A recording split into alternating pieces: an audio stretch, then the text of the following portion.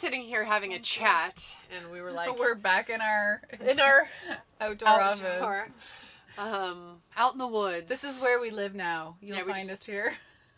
We've left our homes. It's really nice out here. Who needs families anyways? This is much better.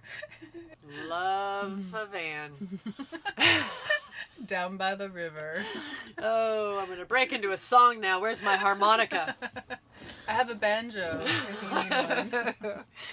I feel like we were sitting here chatting and I was just, whatever, talking about this one subject. She's like, let's talk about that. Yes, let's do that. That's good. Yeah. It kind of was like segueing from one thing to the other. I was talking about, transparency versus privacy on social media, and a lot of people love to share everything with their people on social media under the transparency thing. And then I also enjoy privacy, and I like being transparent to a degree, but there's a reason you have your own home and you have privacy. It's one of the human rights. The right to privacy is an actual human right, in case you didn't know that. And then one thing led to the other, and I was talking about, how people perceive different things out in the world when you put them out there. And then we started talking about body image. And, there's a whole thing when a celebrity has a baby. A lot of the media are like, body after baby. And they're in their bikini 5 days later and looking fantastic. And I remember when I was pregnant with Story, seeing those celebrities out there and going, God, I wonder if I'll look like that. I wonder if I'll be in my jeans the next day. It's like your first kid. You don't know how it goes. You don't know what happens. I think in my head, you think you give birth and then your stomach deflates. And then you're just, a few days, get rid of the water weight, you're back at it. Totally not what happened to me. I was almost 200 pounds with both my kids. And my stomach was giant. I mean, I think they had a mansion to float around in. But my skin stretched a lot. My muscles stretched a lot. And I had to wear... I remember I was doing talk shows 5 weeks after having Story and filming a movie. Wow. And not only 5 weeks later was I not back to normal, but I had someone ask when I was expecting. So that's what I looked like. And I remember looking at all those other women that are in the media going, what's wrong with me? What's wrong with me? My skin was hanging, my muscles were hanging, nothing holding my guts. I mean, it was a mess, I felt like that because I had this expectation that you're just supposed to, and I was fit before I got pregnant, so I thought. And it only got worse with Easton, with my second kid, I had diastasis recti, a herniated belly button, it was in my skin. It was crazy. And so then I'm filming 5 weeks after having Story, right? He's with me on location. Thank God I could bring him. But I'm filming a movie and I'm out on location. Paparazzi took some photos and I had a coat on, tied tight, because I had to hide my belly. And I had Spanx and a tummy binder and a coat to squash it all down. And then they're posting photos going, look, body after baby, look how fantastic she looked. And I felt like I was betraying all what I think is probably the majority of women whose bodies really go through something. And, they don't feel like they're fitting in their normal clothes or that their stomach looks remotely like it did before you had a baby. And the ones that do, I think that's an anomaly. And I think the majority is our bodies change. And I remember feeling really bad about that. And I was in this dilemma of, it was 2007, so it wasn't like Instagram was all the rage. But I felt like I was stuck. Because I didn't know if I shared, no, really, look, this is what it looks like. But then I was vulnerable, and that was private to me. But I also felt like I was betraying them by not sharing that and going, guys, that's not actually the case. And I remember myself feverishly looking for any sign of any of these other women in the media looking the way I did after having a baby. Do any of them look the way I did? How do they look like normal? And I was just thinking about how misleading that is, and how, especially to new mothers, it's cruel to keep putting that imagery, or, I think there's women that are, you see on Instagram, some women, they look like they really are under eating for a pregnancy. So that they look, I don't know, in their big bikini with their skinny pregnant body, and there's some women, they just are, that's they're skinny and pregnant, and that's their body for sure. But I feel like the vast majority is not that, and then you start thinking something's wrong with you, and I don't think it is. I don't think there's something wrong. I'm 5'10" and a half, and I was almost 200 pounds, but it wasn't fat. I don't know, it's like 190 something when I was giving birth. Anyway, I've talked for a solid straight 5 minutes, but I just feel like, what is the new normal in terms of being honest so that women feel understood and we feel like we have a community out there, but also maintaining some sense of your own privacy. And if you don't feel like sharing, you shouldn't have to share. And that's a conundrum for me, because I feel like there's vulnerable things I've gone through that I wish I could share. But I wish I could share them if they only landed to the people who would receive them with respect and dignity. But you put something out there, and then it becomes other things, and then it gets disrespected. And that's a conundrum, straight up, I'll be honest. And I don't know. What is your perspective on that? Well, I think that's why a lot of people that do post stuff online, it's just like a highlight reel, you know?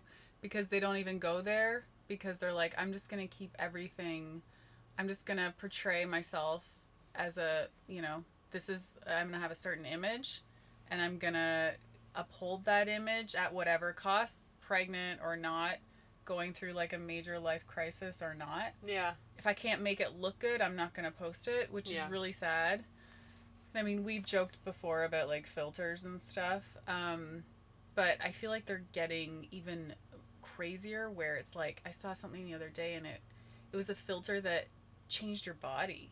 Like, you had the filter on your phone, and it instantly like changed your entire body, and you would never know that was a filter. I just feel like it online can be so distorted of reality, and it's so hard because we're constantly like subjected to these images. And there's a lot of people that I'm like, I like their content, I like what they have to say, but then I'm like, come on, there's got to be some like ounce of authenticity and like realness there. And like, or you'll see them go through a life transition or something challenging, and they might say it, but then they're like, but I'm doing good, like I picked myself back up, and it's like, or they share the lesson of it, right? So that there's some kind of enhancement. Yeah, they'll just kind of like, they'll be like, this happened, but I'm good now. And it's like, well, no, like, what, I see what you're saying. What actually, I see. Like, I want to know how you got through that hard time,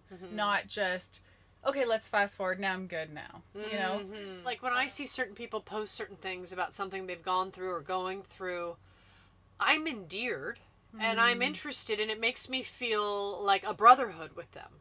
It makes me feel like a fellow human, and an empathy and an interest, not looking at a car wreck interest, but just the empathy of sharing, like by the fire, something you've gone through, and there's always a lesson or a takeaway or an encouragement or something.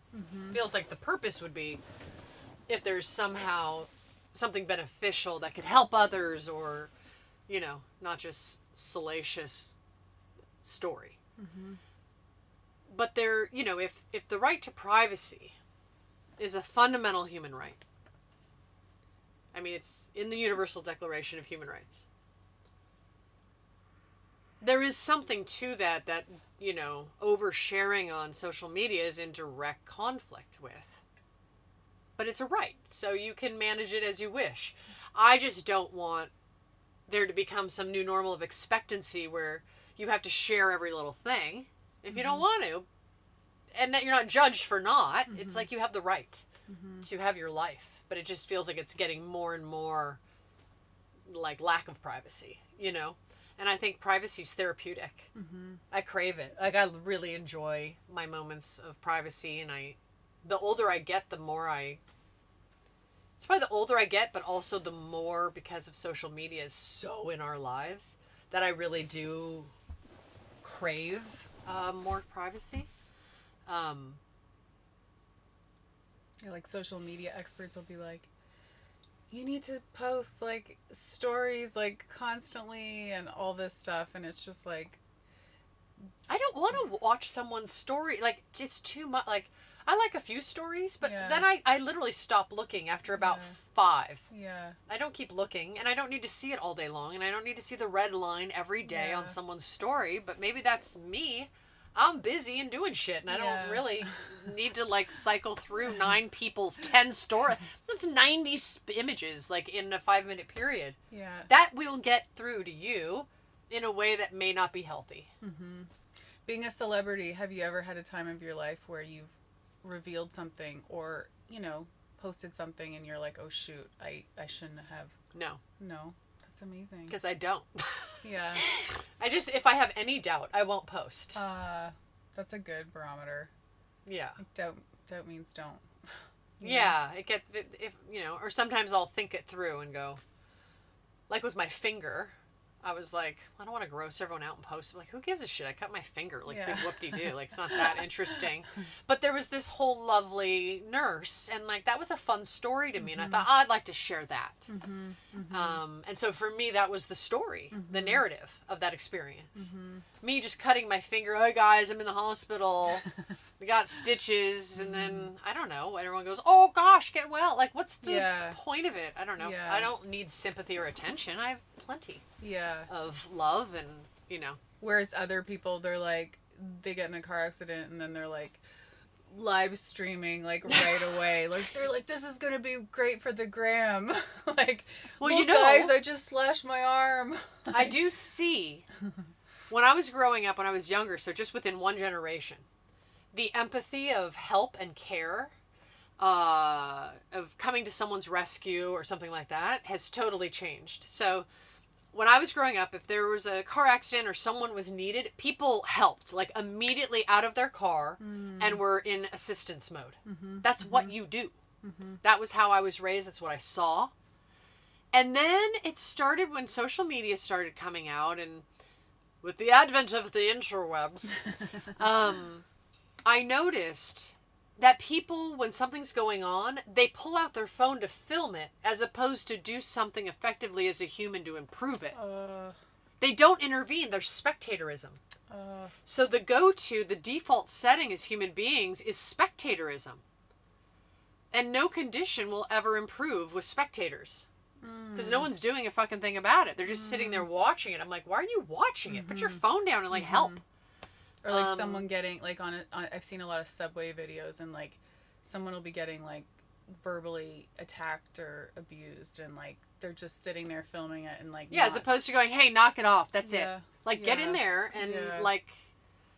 I don't know what it's called, but, like, my innate tendency, like, I can't not get involved. My husband's like, oh, geez, here we go. Because... You and I are the same person in that way. Oh, and I remember I was in a university experiment once, and I didn't know, like, as an undergrad, you had to participate in all these...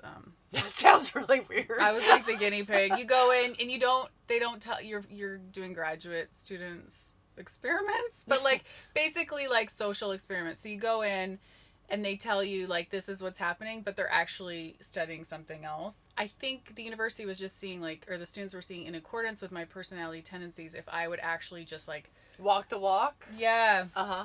And I remember I was like, I freaked out. I was like, I'm sorry. I don't care what position I'm in. This is, like, ridiculous. Like, I'm not working here. I'm not going to stand by and let this happen. Like, it was like this corrupt company that was, like, polluting, it was polluting the environment. I don't know. It was all these things, but they just wanted to see if I would sit back and let it happen.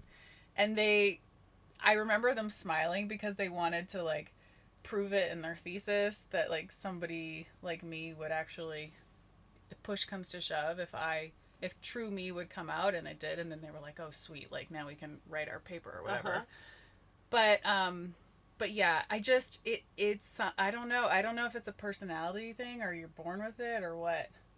It's like, remember when we first met and we were walking in the snowstorm, and I think it was trash bin, or it was the mailbox. Someone's mailbox was open, or the trash can was open, and I just like couldn't help but like leave it open. Like I was just like, I'm walking right here, their mailbox thing is wide open because the wind probably blew it open, and I just like shut it. And I think I shut the trash bin too. And you were like, you saw me do that. But that's just me. Like, I can't not... I'm the same way. Yeah, like, I'm just like, I'm here. I can help. So I'm going to help. Yes. Like, why not? That's the thought process. It's like, I'm here. I can help. So I'll help. Yeah. I once saw these two guys. We were at like a red light. And I was like the fifth car back. And these two guys they each had their own car. But they were like a few cars ahead of me at the red light. Their doors were open, and they were in the street in the opposing lane, brawling. Wow. And I looked out, and one had just pulled his steering wheel lock up, and I was just like, not on my watch. Wow. And with as much like command as I could muster, and I didn't even think twice about it, I rolled my window down. And I was like, that's enough. You get in your car. You get in your car. And that's it. And they looked at me and turned and walked straight to their car like robots. Wow. Wow. Like obeying. They needed to be put in their place. Yeah. Yeah, good. And because I was not going to sit there and watch a man get his brains beat up. Like, gosh. no way, Jose. Could have saved his life. And I was just like, enough. And it did. They got in their car and they drove away. Wow. And then, I didn't follow them to see if they then pulled over again, but it wasn't going to happen while I was there. Oh my gosh. But I've always been that way. But then there's people who would have pulled out the cell phone and filmed the guy beat the shit out of the other guy. Nowadays. Oh my gosh, yes. Or watched him die right there. Right. Yeah. So I don't like where our culture goes, where this next generation's first instinct is to pull out a phone and record instead of do something about it. Yeah, there's so many videos I see online, and it's like, why is this being recorded and you're not doing anything? Most of it has to do with animals, which, yeah, right. Unfortunately, I feel like, sadly, a lot of it's set up because they're just trying to like get a, salacious like clickbait video, which is even sicker. Yeah. But again, it's like it'll be some like rescue video that just seems really phony. But also, why aren't you helping this poor animal? And then you don't know the follow-up story. It's like, well, what happened after the video was done being recorded? Like, you're just now leaving someone with that experience in their mind, and that's it. Like, there's no sense of social responsibility for, I think, like, the effects we're creating on each other through social media and the media. But that's... I don't think they're like... nor there. Yeah, that's a different story. But, like, as a community of human beings, I think there is, like, we can shift that a little bit if we... Because I don't think people realize how much they've gone into spectatorism. You know what I mean? It's just what they see, so that's what they do. So that's just this automatic thing. And I think we need to become more conscious of our role in society together. At any given time. It's like way more important to do something than to film it. It feels way better too. Yeah. Like just getting a freaking video clip as opposed to actually like helping on the front lines. Like, oh my gosh. Like, when I know I'm in a situation where I can be helpful, I mean, call it selfish, but the adrenaline rush I get, like, I'm just like, this is my purpose. Like, I was supposed to be here, Right. So I think it's just from the images, to the how we're representing ourselves. I just think there needs to be, like, a slight shift of, a little more down to earth grounding of, like, that we're in this together and how we're representing, I feel like this content like that we're doing is so real and like honest, and I feel like hopefully people are tuning in, and like this is like no BS, which when we have talked to people that they're like, this is why they like our content. Yeah. They're like, you guys just seem like it's from the heart and it's so real, and it's like, well, it is. That's why we're doing it. There's nothing fake about this, and I feel like if people are putting more of their like real selves out there, it's so easy to spot too online. And the people that are just like, this is me, and like being super like honest and just like, you know, not worried about having to have this like perfect body or image or whatever. Like I love those people, because I'm just like, good for you. You're putting like that goodness out into the world that makes people more accepting of like who they are. Yeah. You know? Yeah. I think you know, when I see like 12 and 13-year-old girls and how they're representing themselves on Instagram, it scares me. I'm like, you're peaking at 13. Like, how are you going to dress when you're actually 21? I know. You've already done it. Like, there's just nowhere to go. I don't know It really, like, it's weird. It's like the attainment for perfection is their ultimate goal. At 13, they've already got the fake nails, the eyelashes, the perfectly, like, the makeup is, like, insane.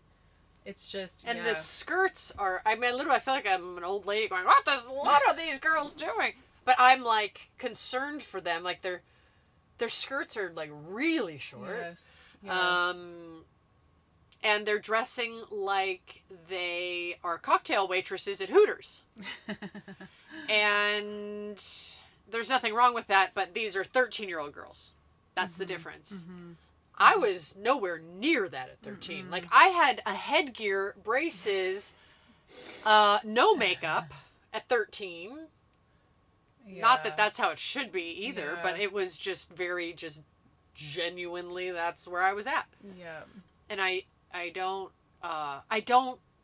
go, wow, look at you.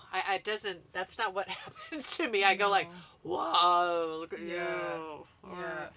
But, it's just the loss of innocence so early. It's so I'm like, you have like so much time for like high heels and lots of makeup. Yes. Like, just, yes. Wow. I understand the goal to grow up. That's cool. I don't even think they realize how they're representing themselves. And they certainly don't understand the minds of men that are looking at them. That's for sure. And I think that's part of the thing, too, that wigs me out. Yeah. Is I'm like, you have no idea.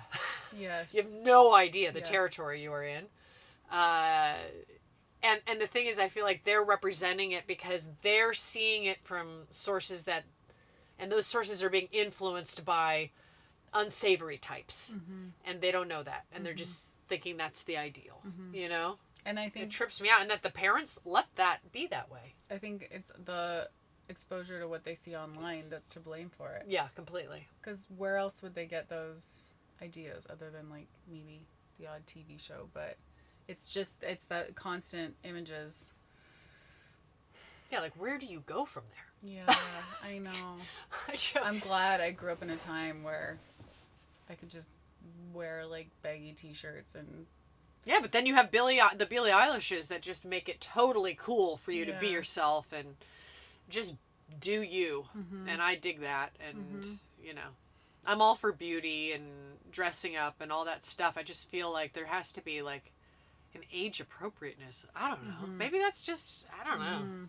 I don't know. Maybe that's an arbitrary from me. It just seems a little intense. It makes me sad. Right. Because I'm just like, you're going to have time later to have feel that pressure. But right now, just focus on like, you know, having fun with your friends and not thinking like, should I look a certain way? Do I look okay? Like, is this acceptable? You know, just like throwing your hair in a messy bun and a t-shirt and going out and hanging out with your friends and having sleepovers, like all those fun teenager things. Yeah. Not wearing like, you know, am I fat or all those sad things. It bothers me. I think you just have to look at yourself in the mirror and decide for yourself what you want to create and not have it be, it's very hard to not be influenced Mm-hmm. by some false standards that you don't even know who's behind grooming those people that are putting that out there. And then suddenly you're just taking it in unknowingly, right? And just being like a puppet and like, Yeah. yeah. But it's to everyone. It's to the young girls, the older women, the middle women, the upcoming women. Mm-hmm. You know, you just have to like decide for have your own truth. And it takes a lot of fucking balls to stick to it. Mm-hmm. It's like constant because there's so many sources of influence that shift you off of your stability about feeling oriented as yourself. Mm-hmm. And it takes courage, but it feels kind of badass when you can just stay true to yourself. Yeah. Doesn't it? Yeah, it does. Yeah. Doesn't matter who you are. Doesn't matter. Just fucking stay true. It's inspiring when you see someone staying true to themselves. Mm-hmm. Even if it's like, you know, a god. Like, I don't care. I'm inspired by all people. And you can tell when people are staying true to themselves because they just shine. I feel stronger when I see someone. I feel stronger. Like, I feel empowered when I see someone staying true to themselves. Even if I don't agree with what they're doing, you know, or if it's some kind of, you know, something that I'm like, that's not where I swing, but okay. But they're being true to themselves about it. I can admire that. Yes. You know, if they're not being dicks about whatever they're doing. Yeah. But it's just empowering, and it takes courage to stay true to yourself. Just don't be a dick. No dicks. I love your sweatshirt. Thanks. Speaking of dicks. What? No, because it's the opposite. It's the Oh, opposite. happy. Because it's a happy face. Yeah, sorry. I was trying to find the segue Sorry. from like the happy face to dick. Yes. This is Sorry. the Ascot and Hart girls. I was thinking of a lame excuse to bring up the word dick again.